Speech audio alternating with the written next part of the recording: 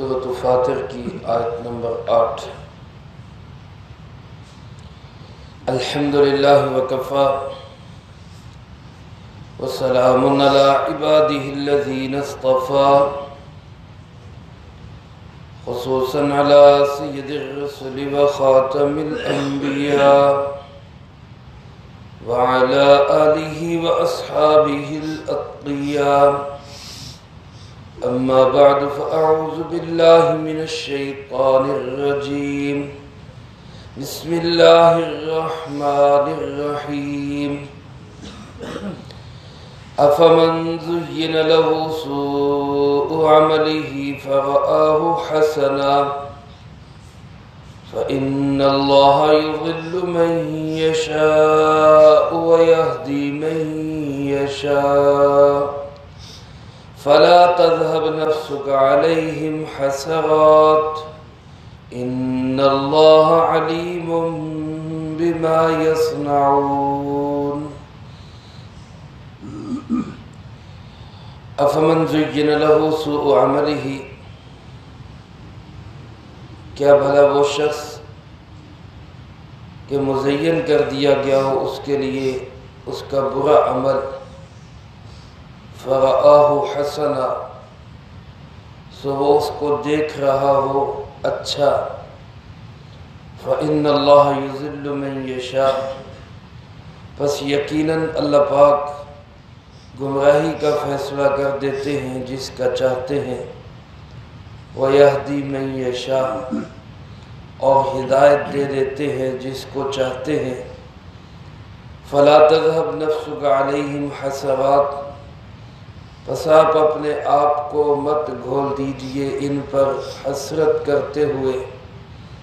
إِنَّ اللَّهَ عَلِيمٌ بِمَا يَصْنَعُونَ، کوئی شک نہیں کہ اللہ پاک خوب جانتا ہے جو کچھ یہ کر رہے ہیں۔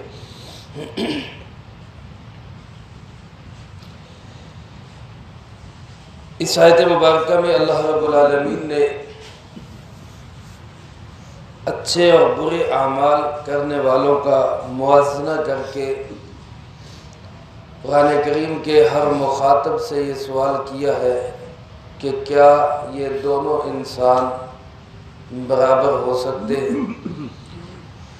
گزشتہ آیات میں یہ بات گزری کہ شیطان اپنا زور لگا رہا ہے، لوگوں کو اللہ سے ہٹانے کے لیے پوری کوشش اور کاوش کر رہا ہے۔ اللہ رب العالمین کے سامنے اس نے چیلنج کیا مقابلے کا کہ میں اس آدم کو جس کی وجہ سے مجھے جنت سے نکالا جا رہا ہے، مجھے آپ سے دور ہونا پڑ رہا ہے، میں اس کو اور اس کی نسل کو آپ تک پہنچنے نہیں دوں گا۔ اللہ رب العالمین نے بھی فرمایا کہ ٹھیک ہے، تو اپنا زور لگا، جو تیرے پیچھے چلیں گے وہ میں بھی تیرے ساتھ ہی ان کو جہنم کی بھڑکتی ہوئی آگ میں جھونک دوں گا، اور جو میرے بندے ہوں گے، مخلص بندے ہوں گے، وہ کبھی بھی تیرے جال کے اندر نہیں آئیں گے۔ شیطان کا جالوں میں ایک سب سے خطرناک اور خوفناک جال جو ہے وہ یہ ہے کہ وہ برے عمل کو اچھا کر کے دکھاتا ہے۔ یہ سب سے خوفناک جال ہے، کیونکہ جب انسان برا عمل کرتا ہے اور وہ سمجھتا ہے کہ یہ برا عمل ہے تو پھر تو اس کو ندامت بھی ہو جاتی ہے، شرمندگی بھی ہو جاتی ہے، توبہ بھی کر لیتا ہے، اللہ پاک اس کی توبہ قبول بھی کر لیتے ہیں۔ لیکن جب وہ ایک کام کو سمجھ رہا ہے کہ یہ اچھا کام ہے، یہ صحیح کر رہا ہوں میں، تو پھر آپ بتائیں کہ اس کو کوئی شرمندگی ہوگی، اس کو کوئی ندامت ہوگی؟ اور ندامت اور شرمندگی نہیں ہوگی تو وہ توبہ کرے گا اس سے، اور جب توبہ ہی نہیں کرے گا تو پھر اللہ اس کی توبہ کیسے قبول کرے گا؟ تو اللہ پاک نے یہی سوال کیا ہے، فَمَنْ زُيِّنَ لَهُ سُوءُ عَمَلِهِ، کیا بھلا وہ شخص کہ جس کا برا عمل اس کے لیے سجا دیا گیا، مزین کر دیا گیا، فرآہ حسنا، اور وہ اس برے عمل کو اچھا سمجھ رہا ہے، وہ غلط کو صحیح سمجھ رہا ہے، وہ ضلالت و گمراہی کو حق اور ہدایت سمجھ رہا ہے۔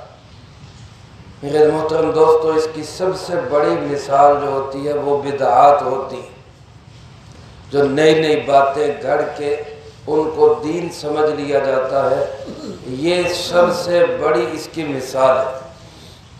حدیث پاک میں آتا ہے، فضائل اعمال میں حضرت شیخ الحدیث مولانا زکریا رحمۃ اللہ علیہ نے بھی اس کو فضائل ذکر میں نقل کیا ہے، دیگر کتب احادیث میں بھی موجود ہے کہ جب شیطان انسانوں سے گناہ کرواتا ہے، مفہوم عرض کر رہا ہوں، گناہ کرواتا ہے، گناہ کرواتے کرواتے ڈھیروں گناہ کرا لیتا ہے، لیکن انسان اس کے بعد ایک دفعہ اللہ کی بارگاہ میں حاضر ہو کے کہتا ہے یا اللہ غلطی ہو گئی، مجھے معاف کر دے، اور اللہ اس کو معاف کر دیتے ہیں، تو شیطان بڑا ہی ذلیل و رسوا ہوتا ہے کہ یہ تو میرے پلے تو ککھ بھی نہ پڑا، میری تو محنت ضائع ہو گئی، میں نے اس کو بہکا بہکا کے گناہوں پہ لگایا اور اس نے توبہ کی، سارے معاف ہو گئے، مجھے کیا ملا؟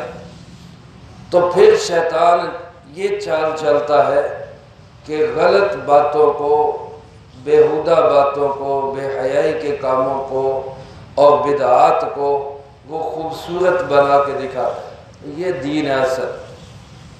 وہ لوگوں کو دین سے ہٹا کے رسوم پہ لگاتا ہے، رواجات پہ لگاتا ہے اور کہتا ہے یہ اصل دین ہے، یہ صحیح دین ہے۔ اب جب بندہ اس کو دین سمجھ کے کر رہا ہوتا ہے تو پھر اس سے توبہ کی توفیق بھی نہیں ہوتی، پھر اس سے ندامت اور شرمندگی بھی، وہ تو دین کا کام کر رہے ہیں، وہ کیسے اس سے توبہ کرے؟ وہ تو ثواب کا کام کر رہے ہیں، وہ کیسے اس سے معافی مانگے؟ تو جب وہ اس کام میں پھنستا ہے تو شیطان کہتا ہے اب میرا کام بن گیا، اب میرا کام بن گیا۔ تو میرے محترم دوستو، یہ بدعت اتنی خطرناک چیز ہے۔ حدیث پاک میں رسول اللہ صلی اللہ علیہ وسلم نے ارشاد فرمایا کہ من احدث فی امرنا ھذا ما لیس منہ فہو رد، بخاری و مسلم وغیرہ میں یہ حدیث موجود ہے۔ فرمایا جس نے ہمارے اس دین کے بارے میں کوئی نئی بات گھڑ لی، کوئی نئی بات پیدا کر لی، کوئی نیا چیز بنا کے اس کو کہہ دیا کہ جی یہ دین ہے، تو فرمایا کہ فَهُوَ رَدٌ، وہ رد ہے، یعنی وہ مردود ہے، اس کی کوئی حیثیت نہیں، وہ ٹھکرا دیا جائے گا، وہ قابل قبول نہیں ہوگا۔ اور میرے محترم دوستو، بدعت ہوتی ایسی ہے کہ اس میں بندہ کہتا ہے کہ اس میں حرج کیا ہے، اس میں حرج کیا ہے۔ اور کسی آپ بدعت کرنے والے سے پوچھیں نا، کوئی بھی آدمی دین کی بارے میں ایسی باتیں ایجاد کر کے اس پہ عمل کر رہا ہے، آپ اس سے پوچھیں بھائی ایسا کیوں کر رہے ہیں، تو وہ کیا کہے گا؟ جی اس میں حرج کیا ہے، اس میں حرج کیا ہے۔ اب ایک آدمی نے فجر کی نماز پڑھی، ابھی ہم نے اللہ کی توفیق سے فجر کی نماز پڑھی، اللہ پاک قبول فرمائے۔ اگر اب کبھی ایسا ہو کہ فجر کی 2 رکعت کی بجائے ہم 3 پڑھ لیں، 3 پڑھ لیں، بھول ہو جاتی ہے انسان سے، اگر 3 پڑھ لی تو کیا خیال ہے نماز ہو جائے گی؟ کیوں جی ہو جائے گی نماز؟ نہیں ہوگی۔ کیوں نہیں ہوگی؟ بھی حرج کیا ہے؟ 1 رکعت ہی تو زیادہ پڑھی ہے، اس میں سورۃ فاتحہ پڑھی ہے، سورت ملائی ہے، رکوع کیا ہے، سجدے کیے ہیں، سبحان ربی العظیم، سبحان ربی الاعلیٰ، تسبیحات، ذکر ہی زیادہ کیا ہے، تو کیوں آپ کا فتویٰ، ہر مولوی صاحب اور مفتی صاحب کا فتویٰ ہوگا کہ نماز نہیں ہوئی؟ بلکہ شریعت کا مسئلہ ہوگا، دین کا مسئلہ ہوگا کہ نماز نہیں ہوئی، کیوں نہیں ہوئی، حرج کیا ہے، غلطی کیا کی ہے؟ تو کیا کہیں گے؟ غلطی یہی کی ہے کہ اللہ کے نبی کا طریقہ چھوڑ دیا، رسول اللہ صلی اللہ علیہ وسلم کا طریقہ نہیں ہے۔ آپ نے 2 پڑھی ہیں، ہم 2 سے زیادہ نہیں کر سکتے۔ دین میرے دوستو مکمل ہو چکا ہے، اس میں رتی بھر نہ کوئی اضافہ کر سکتا ہے، نہ کوئی کمی کر سکتا ہے۔ اضافہ کرے گا وہ بھی منہ پہ مار دیا جائے گا، کمی کرے گا اس کا بھی سوال اور پوچھ گچھ ہوگی، کیوں کمی کی؟ اس لیے میرے دوستو یہ ہمیں سمجھنے کی بات ہے، صرف یہ لڑائی جھگڑے کی بات نہیں ہے، یہ اختلاف کی بات نہیں ہے، سمجھنے کی بات ہے۔ آج اسی بات نے ہمارے اندر کتنی بدعات پیدا کر دی کہ جی حرج کیا ہے، حرج کیا ہے۔ اب ایک آدمی جو ہے عید کے دن روزہ رکھ لیتا ہے، عید کے دن اس نے روزہ رکھ لیا۔ آپ صلی اللہ علیہ وسلم کا فرمان عالی شان ہے، لا تصوموا فی هذه الايام فانها ایام اکل وشرب وبعال۔ ان دنوں کے اندر، عید کے جو دن ہیں، عید الفطر، عید الاضحیٰ کے جو دن ہیں، فرمایا ان دنوں میں روزہ نہ رکھو کیونکہ یہ کھانے پینے کے دن ہیں، موجیں کرنے کے دن ہیں، ان میں روزہ نہ رکھو۔ اب اگر ایک شخص ان میں روزہ رکھتا ہے تو اس کو کیا کہتا ہے؟ وہ کہتا ہے جی اس میں حرج کیا ہے، روزے ہی تو رکھ رہا ہوں، میں کون سا گناہ کا کام کر رہا ہوں، روزے ہی تو رکھ رہا ہوں، کوئی غلطی تو نہیں کر رہا۔ تو کیا کہا جائے گا کہ میاں سب سے بڑی غلطی یہی ہے کہ جو آپ صلی اللہ علیہ وسلم نے جس دن عبادت نہیں کی، جس دن روزہ نہیں رکھا، اس دن روزہ رکھنا کوئی ثواب کی چیز نہیں۔ تو میرے محترم دوستو، مختصر کہتا ہوں بات کو کہ اصل دین جو ہے وہ بات ماننے کا نام ہے، اطاعت کا نام ہے، فرما برداری کا نام ہے۔ جب کہا گیا پڑھو اس وقت پڑھو نماز، جب کہا گیا نہ پڑھو اس وقت نہ پڑھنا عبادت۔ ابھی مکروہ وقت شروع ہوگا، مکروہ وقت کے اندر کوئی بھی نماز پڑھنی وہ ممنوع ہے، نہیں پڑھ سکتے۔ اس وقت میں نماز نہ پڑھنا عبادت ہوگا، اس وقت میں نماز نہ پڑھنا یہ عبادت ہوگا۔ اور اب وقت ہے، اب پڑھنا عبادت ہے۔ روزہ کھلنے کا ٹائم ہوتا ہے، افطاری کا وقت آیا، افطاری کا ٹائم ہو گیا، اعلان ہو گیا، اذان ہو گئی، اب روزہ چھوڑنا ختم کر دینا یہ عبادت ہے۔ اب کوئی بندہ کہتا ہے جی میرا تو تقویٰ کی اجازت نہیں دیتا، میں کہنا ذرا چکدا تو لیے، تھوڑے جے 5-7 منٹ اور آگے کر لیے، ذرا روزہ بڑا ہو جائے۔ اور وہ کہتا ہے جی اس میں حرج کیا ہے، میں روزہ ہی تو بڑا کر رہا ہوں۔ تو اس کو کہا جائے گا میاں تیرا روزہ خراب ہو گیا، تو نے اللہ کے محبوب کی بات نہیں مانی۔ تو میرے محترم دوستو، جتنی بھی بدعات زمانے کے اندر، معاشرے کے اندر پھیلی ہوئی ہیں، آپ سب کا جائزہ لے لے تو ہر بندہ یہی کہے گا کہ اس میں حرج کیا ہے۔ پھر اس کے علاوہ بہت سارے کام اس زمانے میں بھی تھے، آج بھی ہیں۔ بہت سارے لوگ اس زمانے میں سود لیتے تھے۔ اچھا، سود لے کے کرتے کیا تھے؟ سود لے کے پھر اس سے غریبوں کی مدد کرتے تھے، فقراء مساکین پہ خرچ کرتے تھے، بیواؤں پہ خرچ کرتے تھے، اور کہتے تھے جی ہم تو بڑا اچھا کام کر رہے ہیں، اس میں حرج کیا، ہم تو بیواؤں کی خدمت کر رہے ہیں، یتیموں کی خدمت کر رہے ہیں، معاشرے کے کمزور طبقات پہ خرچ کر رہے ہیں، اس میں حرج کیا ہے۔ آج بینکوں کے ذریعے سے بہت سارے لوگ سود لیتے ہیں اور پھر کہتے ہیں جی ہم اس سے دوسروں کا تعاون کر دیتے ہیں، اس میں حرج کیا ہے۔ ایک چور اگر یہی کہے کہ جی میں چوری اس لیے کر رہا ہوں کہ میں بیوہ کے گھر کا خرچہ پورا کر دوں، تو کیا آپ اجازت دیں گے اس کو؟ کیا ٹھیک ہے تیرا کام بڑا اچھا ہے۔ ایک ڈاکو اگر ڈکیتیاں کرتا ہے وہ اس لیے کرتا ہے کہ جناب میں ڈکیتی کر کے میں غریبوں کے گھروں میں دوں گا، امیروں کا مال لوٹ کے غریبوں کو دوں گا، تو کیا کوئی قانون اس کو اجازت دے گا کہ ہاں ٹھیک ہے جی بڑا اچھا کام؟ تو میرے محترم دوستو، اچھا وہی ہے جس کو اللہ اس کے محبوب صلی اللہ علیہ وسلم نے فرمایا یہ اچھا ہے، اور برا وہ ہے جس کو اللہ اس کے محبوب نے فرمایا یہ برا ہے، اس کو چھوڑ دو۔ آپ علیہ السلام کا فرمانا ہے ایاکم والبدع، بدعات سے بہت بچو، بدعات سے بہت بچو، فإن كل محدثة بدعة۔ فرمایا ایاکم والمحدثات، محدثات نئی نئی گھڑی ہوئی چیزیں، جو نئی نئی بنائی ہوئی چیزیں، ان سے بچو، کیونکہ ہر نئی بنائی ہوئی چیز وہ بدعت ہے، اور ہر بدعت گمراہی ہے، اور فرمایا کہ ہر گمراہی کا انجام وہ جہنم کی صورت میں نظر آئے۔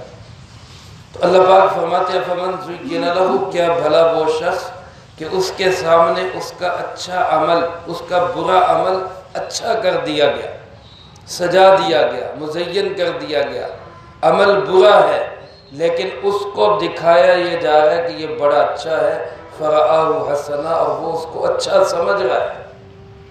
اب بتاؤ یہ اور وہ اچھا کام کرنے والا، کیا یہ دونوں برابر ہو سکتے ہیں؟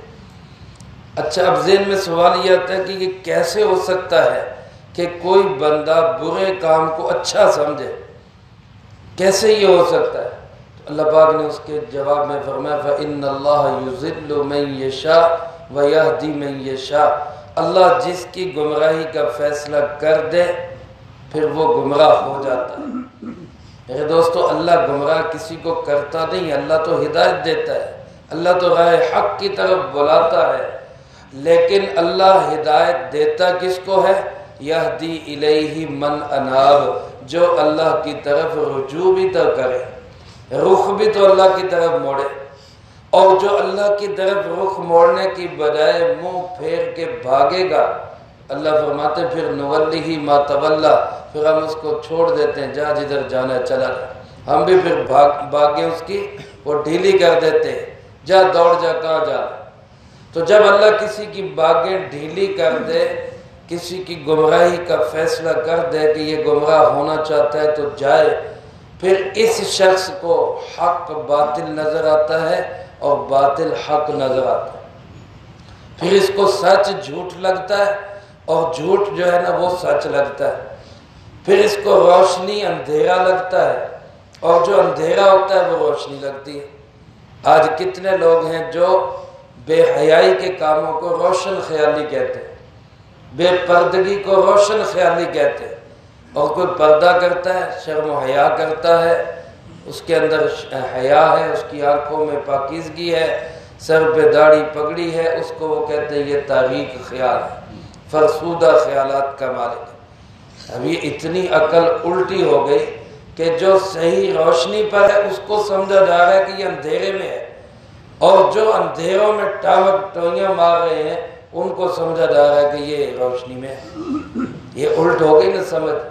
یہ وہ مقام ہوتا ہے جہاں آ کے شیطان بندے کو گمراہی کے کھڈے میں پھینک دیتا ہے، اور ایسے ہی موقع پہ اللہ رب العالمین کے محبوب جناب محمد کریم خاتم النبیین صلی اللہ علیہ وآلہ وسلم نے ہمیں ایک دعا سکھائی،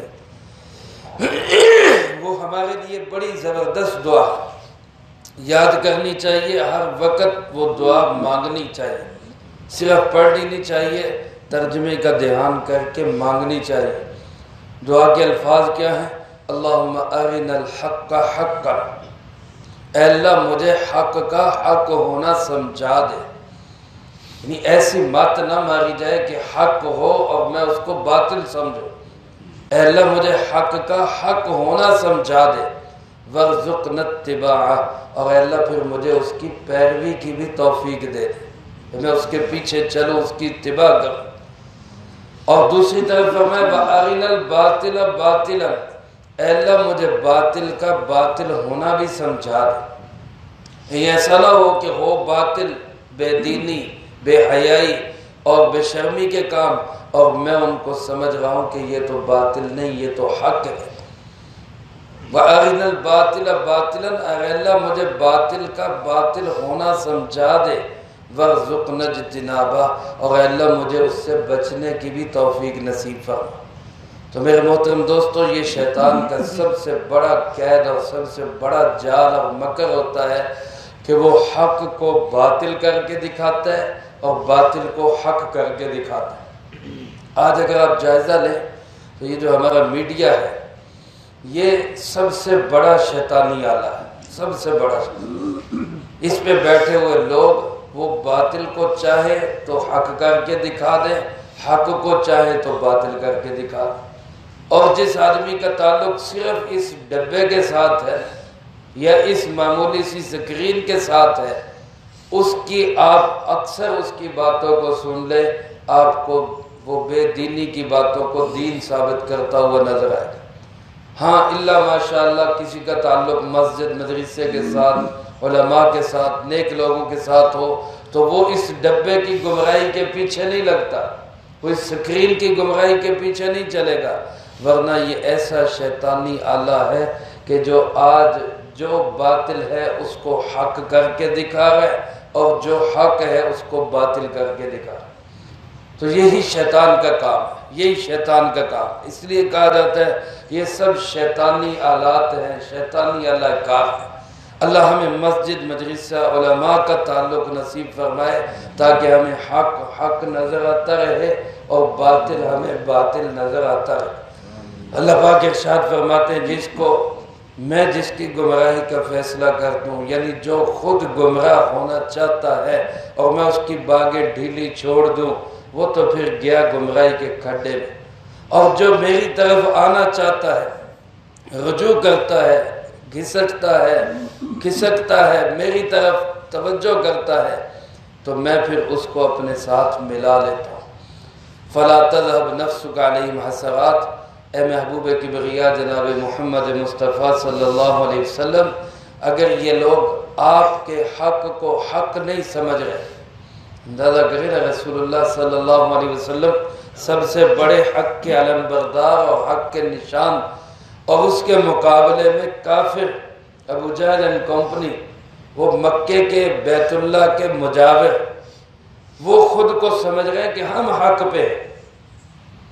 آپ اس سے اندازہ کر لیں کہ جب بدر کی لڑائی کے لیے ابو جہل مکہ مکرمہ سے نکلا، رسول اللہ صلی اللہ علیہ وسلم مدینہ منورہ سے آئے، یہ بیت اللہ سے چل رہا ہے، بیت اللہ کا غلاف پکڑ کے اس نے ایک دعا کی، اللہ سے دعا کی ہے۔ ابو جہل نے اللہ سے دعا کیا کر رہا ہے؟ اپنے حق پہ ہونے کا اتنا یقین ہے کہ یہ نہیں کہہ رہا کہ اے اللہ مجھے فتح دے دے، میرے لشکر کو فتح دے دے، بلکہ دعا کیا کن الفاظ میں کر رہا ہے کہ اے اللہ حضرت محمد صلی اللہ علیہ وسلم اور ہم میں سے جو حق پہ ہے اس کو فتح دے دے۔ اپنا حق پہ ہونا اس کو اتنا یقینی کہ میں ہی حق پہ ہوں، لہذا یہ کہنے کی ضرورت نہیں مجھے فتح دے دے، بس اتنا ہی کہہ دو کہ جو حق پہ ہے اس کو فتح دے دے۔ اللہ نے بھی پھر دکھا دیا کہ حق پہ کون تھا، رسول اللہ صلی اللہ علیہ وسلم کو فتح ہوئی، یہ خود مارا گیا۔ لیکن اندازہ کرے کہ کفر پہ ہوتے ہوئے، ضلالت و گمراہی پہ ہوتے ہوئے، شرک کے اندھیروں میں گوڈے گوڈے ڈوبے ہوئے ہوتے ہوئے، پھر بھی اس کو یقین ہے کہ میں حق پہ ہوں۔ آج کا کافر جو ہے وہ کیسے اپنے آپ کو مان لے کہ میں باطل ہوں، میں غلط ہوں؟ وہ بھی تو یہی کہہ رہے میں صحیح ہوں، میں حق پہ ہوں، اور جو حق والے ہیں ان کو کہہ رہے کہ نہیں یہ غلط ہے۔ تو ایسے حالات میں پھر رسول اللہ صلی اللہ علیہ وسلم کو بڑا ہی دکھ ہوتا، بڑا ہی دل گھٹتا، بڑی تکلیف ہوتی، بڑی پریشانی ہوتی۔ بعض اوقات آپ ان کافروں کے اوپر حسرت کرتے ہوئے روتے اور بار بار روتے، کئی دفعہ روتے، ان کے پیچھے پیچھے آپ پھرتے کہ بھائی ادھر آ جاؤ، ادھر آ جاؤ، ادھر آ جاؤ۔ اللہ پاک نے اپنے محبوب کو تسلی دی، میرے محبوب فلا تذهب نفسك علیہم حسرات، ان کے پیچھے اپنے آپ کو مت مکا دے، اپنا آپ ختم مت کر دے، یہ حسرت کرتے ہوئے کہ یہ ایمان کیوں نہیں لاتے، ان کے پیچھے خود کو ہلکان نہ کریں۔ بس ٹھیک ہے، پیغام پہنچا دیا، دعوت دے دی، آپ نے حق کا پیغام سامنے رکھ دیا، کوئی مان جائے تو آپ کا ساتھی اور صحابی اور رضی اللہ تعالیٰ عنہ بن جائے، نہیں مانتا تو جائے بھاڑ میں، ہمیں اس سے کیا۔ اللہ نے اپنے محبوب کو تسلی دی، فلا تذهب نفسك علیہم حسرات، میرے محبوب آپ ان کے پیچھے حسرت کرتے ہوئے اپنے آپ کو مت ختم کر۔ ان اللہ علیم بما یصنعون، یہ جو حرکتیں کر رہے ہیں، جو ان کے سیاہ کارنامے اور کرتوتے ہیں، وہ کوئی چیز میرے علم سے باہر نہیں ہے۔ اللہ سب کچھ جانتا ہے، اللہ کو سب معلوم ہے۔ اور معلوم ہونے کا مطلب کیا؟ یہ نہیں کہ معلوم ہو کر پھر وہ چھوڑ دے گا۔ جیسے کہ استاد بچے کو کہتے ہیں اوہ میں دیکھ رہا ہوں، اس دیکھ رہے کا مطلب کیا ہوتا ہے کہ اگر باز نہیں آتا تو پٹائی ہوگی دے۔ باپ بیٹے کو کہتا ہے میں نے پتا تو کی کرتا، میں نے سارا پتا۔ اب یہ کہنے کا مطلب کیا ہوتا ہے؟ یہ مطلب نہیں ہوتا کہ کری جا، مطلب کیا ہوتا ہے کہ اگر باز نہ آیا حرکتوں سے تو پھر سزا ملے گی۔ تو اللہ پاک نے گویا اس میں ان کو دھمکی بھی دے دی کہ میں تمہاری سب کرتوتوں سے واقف ہوں، باز آ جاؤ، نہیں باز آؤ گے تو پھر پٹائی بھی ہوگی، سخت سزا بھی ملے گی۔ اور وہ سزا دنیا میں بھی ملی اور ملے گی کافروں کو، اور آخرت کے اندر تو ان کا بیڑا غرق ہو گئے۔ تو میرے محترم دوستو، ایک تو اللہ پاک سے بار بار یہ دعا مانگنی چاہیے، اللہ ہمیں حق کا حق ہونا سمجھا دے اور باطل کا باطل ہونا سمجھا دے، پھر ہمیں حق کی پیروی کرنے کی اور باطل سے بچنے کی اللہ ہمیں توفیق نصیب فرما دے۔ اور دوسرا، اپنا تعلق علماء کے ساتھ، دینی مدارس کے ساتھ رکھنا چاہیے، تاکہ ایسا نہ ہو کہ ہم برائی کو اچھائی سمجھتے رہیں اور اچھائی کو برائی سمجھتے رہیں، اور کل جب فیصلہ ہو تو ہم کہیں کہ کہیں کھڑے ہوں۔ اللہ مجھے آپ کو سب کو اس کی توفیق نصیب فرمائے، جو کہا سنا اس کو زندگی میں لا کے دوسروں تک پہنچانے کی توفیق عطا فرمائے۔ اللہم انت السلام و منک السلام، تبارکت ربنا وتعالیت یا ذا الجلال والاکرام۔ اللہم اعنا علی ذکرک و شکرک و حسن عبادتک۔ اللہم احسن عاقبتنا فی الامور کلها وأجرنا من خزي الدنيا وعذاب الآخرة۔ اللهم باقية كباقية الوليد، اللهم استر عوراتنا وآمن روعاتنا، اللهم إنا نجعلك في نحورهم ونعوذ بك من شرورهم، اللهم اكفنا بحلالك عن حرامك وأغننا بفضلك عمن سواك، اللهم اكفنا كل مهم من حيث شئت ومن أين شئت، رب اغفر وارحم وأنت خير الراحمين، رب ارحمهما كما ربياني صغيرا، ربنا آتنا في الدنيا حسنة وفي الآخرة حسنة وقنا عذاب النار، اللهم اجعل حبك أحب الأشياء إلي واجعل خشيتك أخوف الأشياء عندي، واقطع عني حاجات الدنيا بالشوق إلى لقائك، وَإِذَا أَقْرَرْتَ أَعْيُنَ أَهْلِ الدُّنْيَا مِنْ دُنْيَاهُمْ فَأَقْرِرْ عَيْنِي مِنْ عِبَادَتِكَ۔ یا اللہ پاک، اس پورے ہفتے میں جتنا درس قرآن ہوا، ان احباب نے جو جو اعمال کیے، ان طلبہ عزیز نے، طالبات نے جو پڑھائی کی، اے اللہ اس سب کو اپنی بارگاہ میں قبول فرما۔ اے اللہ پاک، ہر ایک بھائی کے ہر عمل کو اپنی بارگاہ میں قبول نصیب فرما۔ اے اللہ پاک، ان مقبول اعمال کا جو ثواب ہمارے پیارے آقا جناب محمد کریم خاتم النبیین صلی اللہ علیہ وسلم کو پہنچا۔ آپ علیہ السلام کو ہم سب کی طرف سے بہترین جزائے خیر نصیب فرما۔ آپ کے توسل سے تمام انبیاء، تمام صحابہ، تمام اہل بیت، ازواج مطہرات، بنات اطہار، نبی پاک صلی اللہ علیہ وسلم کی امت کے وہ تمام لوگ جو اس دنیا سے جا چکے، جو موجود ہیں، جو قیامت تک آئیں گے، اللہ سب کو اس کا جو ثواب نصیب فرما۔ خاص کر جتنے احباب موجود ہیں، جس کے جو عزیز و قارب رشتہ دار، دوست، احباب، اساتذہ، مشائخ، والدین اس دنیا سے جا چکے، اللہ ان سب کو اس کا ثواب پہنچا۔ تمام مرحومین کی قبور کو جنت کا باغ بنا، سب کے درجات کو بلند فرما، سب کی سیئات کو حسنات سے تبدیل فرما، کروٹ کروٹ چین سکون اطمینان نصیب فرما۔ ہم میں سے ہر ایک کو اپنے اپنے وقت پہ اچھی موت نصیب فرما، بری موت اور اس کے اسباب سے بھی اللہ ہماری حفاظت فرما، عزت کی زندگی، شہادت کی موت نصیب فرما، اسلام والی زندگی، ایمان والی موت نصیب فرما۔ اے اللہ پاک، تمام بیماروں کو شفا عطا فرما، گھروں میں، اسپتالوں میں، جو کوئی جہاں کہیں جس مرض میں مبتلا ہے، ہر ایک کو صحت و تندرستی عطا فرما۔ یا اللہ پاک، جتنے میرے بھائی یہاں موجود ہیں، یا اللہ جس کے دل میں جو حاجت، جو تمنا، جو آرزو، یا جس کا جو کوئی مسئلہ اٹکا ہوا، کوئی بیماری، کوئی قرض، کوئی مرض، اے اللہ پاک سب کے تمام مسئلوں کو حل فرما۔ اے اللہ پاک سب کے لیے آسانیاں پیدا فرما، رحمت نصیب فرما۔ اے ارحم الراحمین